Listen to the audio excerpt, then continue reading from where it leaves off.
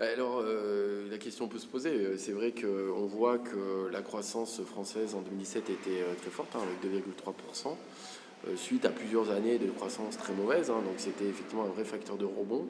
2018 a été assez décevant. Il y a des effets de politique budgétaire fiscale, notamment le fait qu'on a eu des hausses de fiscalité qui ont été assez fortes en début d'année, que les facteurs de soutien au pouvoir d'achat notamment sont plutôt en fin d'année. On a eu les hausses des prix du pétrole qui est venu impacter aussi négativement le pouvoir d'achat.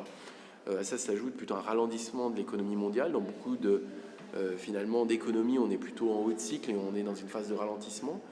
Et puis à ça s'ajoutent des facteurs d'incertitude. On le voit avec la crise italienne, en tout cas les incertitudes politiques du côté italien et les risques au sein même de la zone euro. La question du Brexit qui est là à beaucoup plus court terme. Et puis on voit que globalement, la politique commerciale aussi est aussi incertaine, avec notamment les décisions assez dures prises par les États-Unis vis-à-vis d'autres zones du monde, avec un risque d'escalade.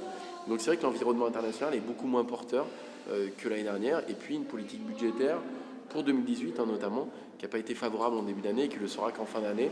Donc voilà pourquoi on peut comprendre que 2017 a été meilleur que 2018 par exemple. Exactement, oui, c'est vrai que cette révision, notamment pour 2018 et 2019, de l'ordre de 0,3 points, c'est-à-dire qu'on passe de 2 à 1,7. Pour 2019, on passe de 2,1 à 1,8, s'explique principalement par un effet pétrole, un pétrole plus cher que ce qu'on avait pu anticiper, des phénomènes un peu plus exceptionnels pour 2018. On a eu notamment un phénomène des grèves, aussi des conditions climatiques beaucoup plus chaudes, donc une consommation d'énergie qui a été aussi beaucoup plus basse, explique notamment pourquoi on a pu réviser à la baisse. Et très clairement, les questions là-dessus sont plutôt autour d'environnement international, et les grandes incertitudes, si on doit réviser à la baisse, et les grands aléas à la baisse sont autour de ces questions internationales.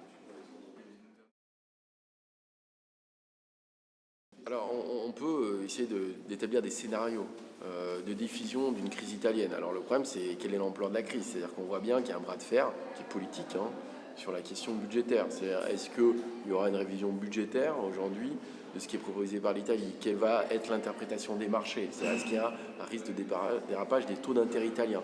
S'il y a des dérapages des taux italiens, quel effet ça peut avoir sur la croissance italienne, et surtout quel peut être le risque de diffusion de ces hausses de taux aux autres pays de la zone euro? Est-ce que ce sera contenu uniquement sur l'Italie ou pas? Pour le moment, on n'a pas justement ces éléments-là. On peut juste modéliser le ralentissement italien lié potentiellement à une hausse des taux, mais on n'a pas les interactions financières en tout cas qui permettent de dire voilà, si l'Italie, il y a un dérapage sur les taux, jusqu'où ça peut monter et quel impact ça peut avoir aujourd'hui sur les autres pays de la zone euro. On peut faire des simulations, mais on ne peut pas dire que ce soit aujourd'hui notre scénario le plus probable. En tout cas, ce n'est pas notre scénario central. En revanche, on pourrait éventuellement envisager des variantes.